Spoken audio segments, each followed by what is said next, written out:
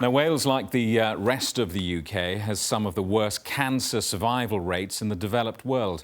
But a leading international expert suggests we could catch up if big changes are made to the way patients are diagnosed here. Professor Fred Ollison suggests Wales could copy Denmark, which has made big changes to its cancer services. Our health correspondent Owain Clark has this special report. Glynis Watkins knows a thing or two about caring for people. She's been a nurse for over 40 years, but not so long ago she was the one who needed help. Well, today it's actually 6 years to the day that I was diagnosed with breast cancer.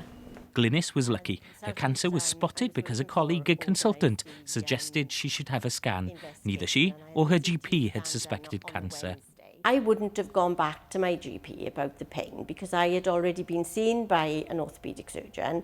As far as I was concerned, the problems were related to my back, and I probably would not have gone back to my GP. I'd have thought, wait for the surgery, see if the condition improves.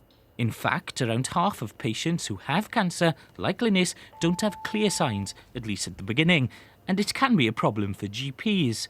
Fax it through to Neville Hall. In the end, some patients can spend months getting sent back and forth to hospital for various tests, which can mean delays in getting the right treatment, with the risk the cancer may have grown or spread. There are some symptoms that are barn door, I'm thinking of cancer symptoms, and those individuals will be referred urgently. But there are those symptoms that are vague, that are non-specific, that makes a GP think, yeah, there's something going on here, but I don't quite know what.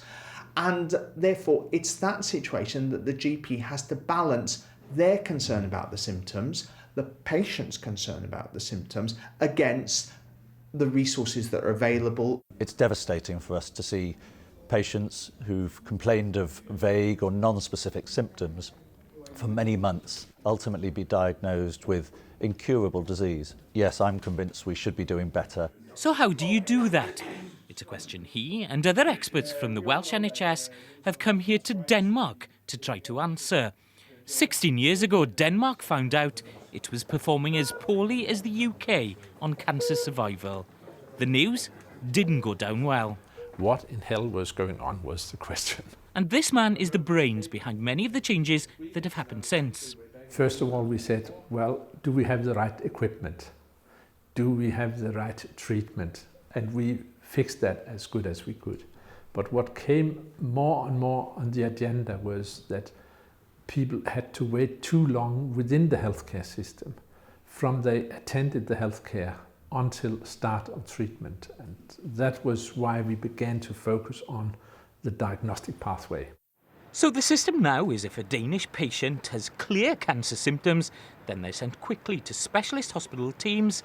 That's also the procedure in Wales.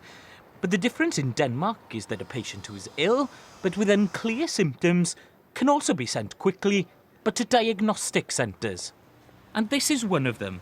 As many tests or scans as is necessary are performed here to find out what's wrong. And only when there's an answer do patients get sent back to their GPs. So if a patient comes here who's sick but with symptoms which aren't very clear or not very specific, they can expect to find out what's going on within a matter of days. Back home, that process could take weeks, even months.